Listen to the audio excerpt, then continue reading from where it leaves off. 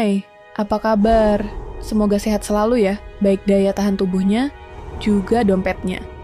Pada kesempatan kali ini, kita akan membahas salah satu kawasan yang telah berkembang pesat dan menjadi sorotan banyak orang, yaitu Pantai Indah Kapuk atau lebih dikenal dengan PIK. Proyek ambisius ini bukan hanya tentang hunian mewah, tetapi juga terkait dengan berbagai dinamika sosial, ekonomi, dan lingkungan yang menarik untuk kita telaah bersama. Dari sejarah awal yang penuh tantangan, hingga proyek besar yang sedang dijalankan, kita akan menggali lebih dalam tentang PIK dan bagaimana kawasan ini bertransformasi menjadi salah satu ikon properti terbesar di Indonesia.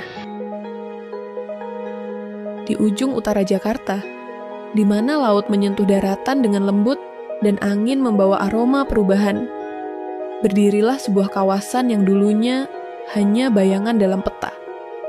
Rawa-rawa, semak belukar, dan tanah yang dianggap tak bernilai. Tapi waktu punya cara sendiri untuk merubah segalanya. Kawasan Pantai Indah Kapuk dulunya bernama Dadap.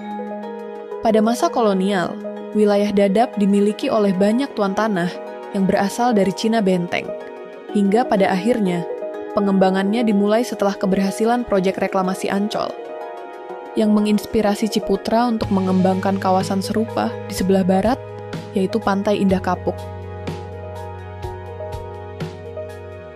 Cerita berawal pada tahun 1984, ketika Departemen Kehutanan memberikan izin kepada PT Mandara Permai untuk membangun proyek PIK di atas hutan Muara Angke, dan pada tahun 1988, pengembang properti Ciputra yang didukung oleh orang terkaya di Indonesia pada saat itu Sudono Salim, mengakuisisi daerah tersebut dan mulai mengembangkan perumahan tersebut. Namun, proyek ini tidak berjalan mulus. Rencana pembangunan PIK ditolak oleh pemerintah karena kekhawatiran terhadap dampak lingkungan. Menteri Negara Pengawasan Pembangunan dan Lingkungan Hidup saat itu, Emil Salim, menerbitkan surat penolakan kepada pemerintah DKI Jakarta, menyoroti potensi kerusakan lingkungan akibat proyek tersebut.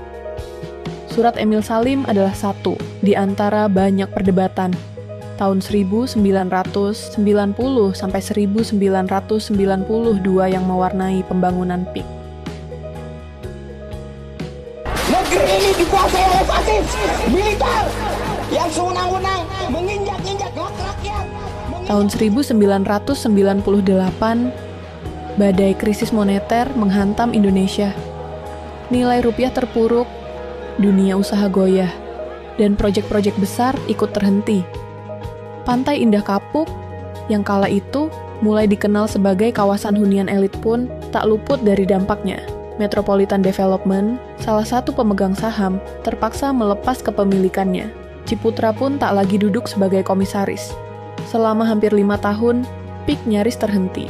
Kawasan yang sebelumnya digadang-gadang sebagai kota mandiri modern, berubah jadi lahan-lahan kosong dan proyek terbengkalai.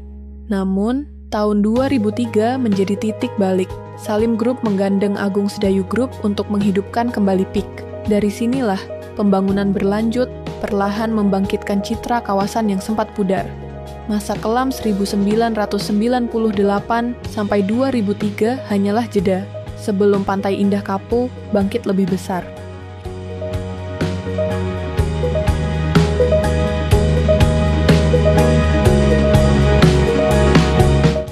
PIK berhasil menarik minat banyak orang untuk tinggal di kawasan ini. Fasilitas seperti pusat perbelanjaan, institusi pendidikan internasional, rumah sakit, dan area rekreasi menjadi daya tarik utama.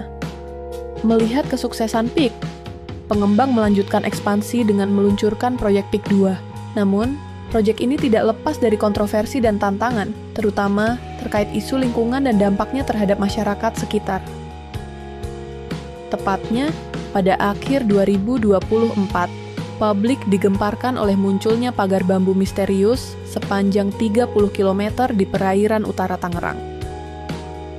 Koalisi Rakyat untuk Keadilan Perikanan, KIARA, menduga bahwa pemagaran laut ini berkaitan dengan pengembangan PIK 2. Mereka mengkhawatirkan dampaknya terhadap akses nelayan tradisional ke laut dan potensi kerusakan ekosistem pesisir. Apalagi kabar soal sertifikat HJB untuk wilayah tersebut mulai bermunculan. Pihak PIK 2 atau Agung Sedayu membantah memasang pagar tersebut. Tapi mereka tidak bisa menyangkal ada anak usaha mereka yang pegang SHGB dan sebagian SHM, yang ternyata terbit di luar garis pantai. Artinya berada pada ruang laut yang tidak boleh diprivatisasi.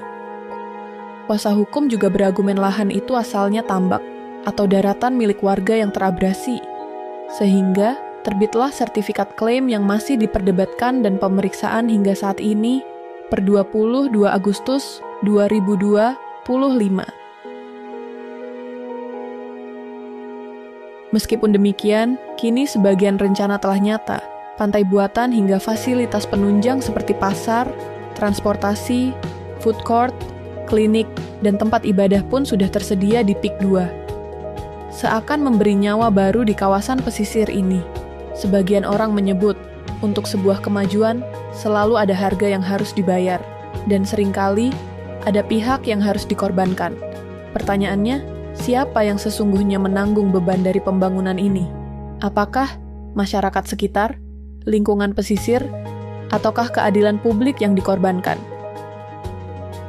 Satu hal yang pasti, perjalanan Pantai Indah Kapuk adalah kisah tentang mimpi besar yang tak pernah padam. Dari rawa-rawa sepi, menuju kota modern yang bercahaya. Dan masa depan akan menentukan apakah cahaya itu akan abadi atau kembali meredup seperti dulu.